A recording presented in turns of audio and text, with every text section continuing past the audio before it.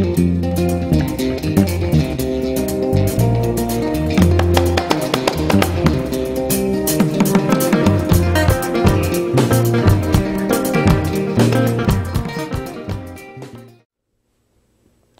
my name is Stanley Heller. Welcome to The Struggle. The Struggle is shown on 20 cable stations from Vermont to New York City and 24/7 on the internet at thestruggle.org. And welcome to viewers in Boston, Massachusetts at our new Monday evening time slot. Stocks may be off their March lows, but unemployment and state budget cuts are getting worse. What effect is this having on the American family, on women, and on men's sense of worth? Harriet Fraad, psychotherapist, talked all about this in April in West Haven, Connecticut, and we're going to devote our program today to her thoughts on the subject. It's not a pretty picture. The safety net has been shredded, and the family and local community are not able to give the kind of support they once did to people having hard times.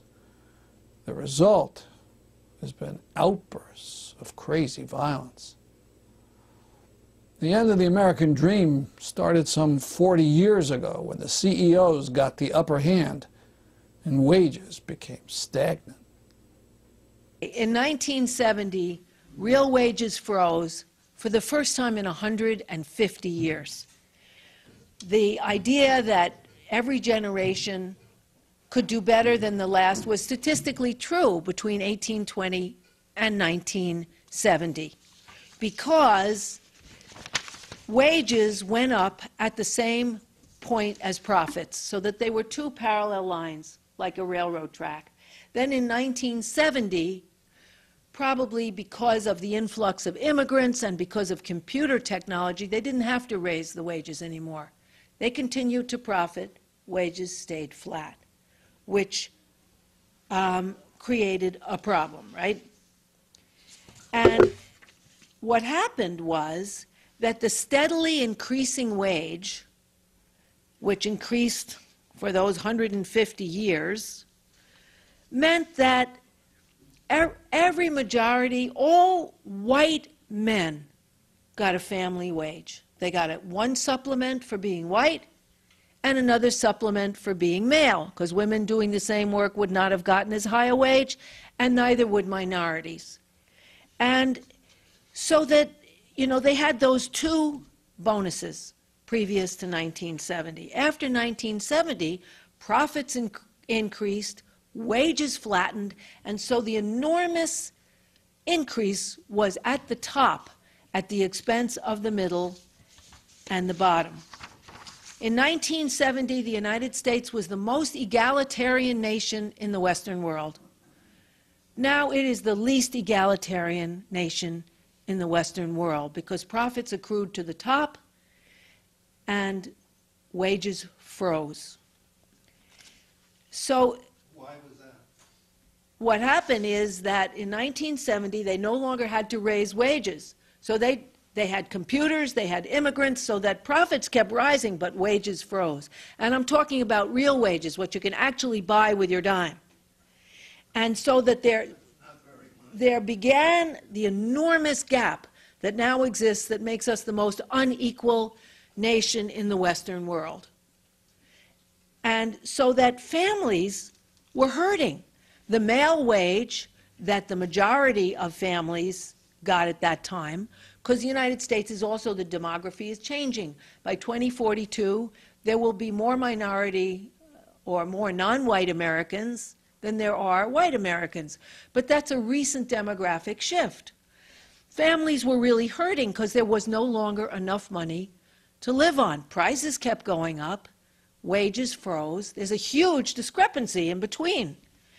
And so that families were experiencing economic desperation. And one of the first adjustments was to send women into the workforce full-time. It used to be before that if times were hard, if someone was sick, if a man were laid off, women were a reserve army of unemployed people who could come in and help out and then leave. That changed. In 1970, 40% of American women were in the labor force, mostly part-time. By 2000, 77% of women were in the labor force, mostly full-time. As a dramatic figure, 60% of women with children under 1 are now in the labor force, mostly full-time. So what happens is women are pushed into full-time labor with ever more scarce assistance with daycare, childcare, health care, after-school programs, safe neighborhoods where kids could be. And in spite of that, women's work outside of the home could help, but it really couldn't make up for the amount that was lost, because women's work has its own costs.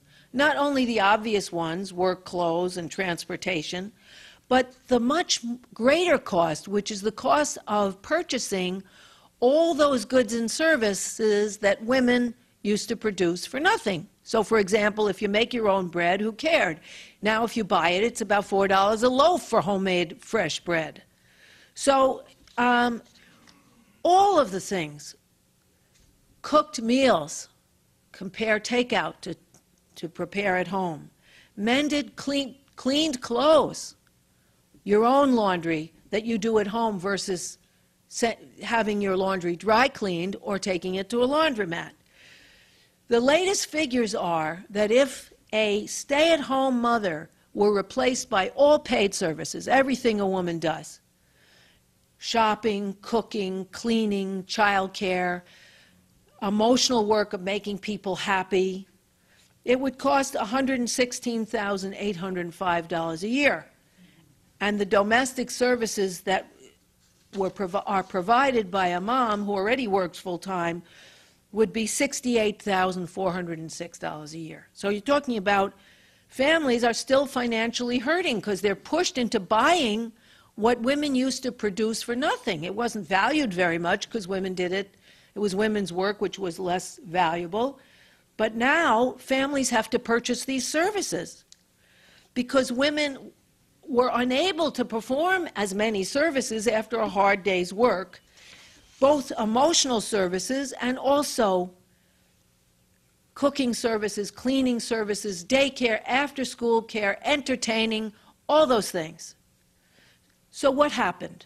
The people at the top who are getting this incredible share, because, you know, this is the line of wages that you're getting, real wages, this is the line of profits, all this in between is being accumulated on the top.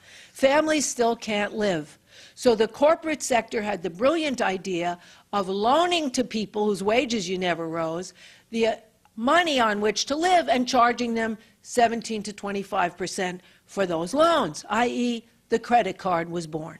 So by the time Bush took over, there was this crisis, this volatile combination of reduced salaries and wildly accelerated credit card debt that people couldn't pay back with their frozen salaries. And within that disaster, Bush further weakened any regulation that could have inhibited the additional growth at the top at the expense of the majority, the middle, and the bottom. Banks all over America were less regulated, and the banks cooperated with the less regulated financial markets. They sold mortgages to millions of people they knew couldn't afford them because they could bundle them, combine them, and make bonds out of them and sell them at a high price. So they just wanted to turn over the real estate. And they sold people an amount of debt they couldn't possibly meet.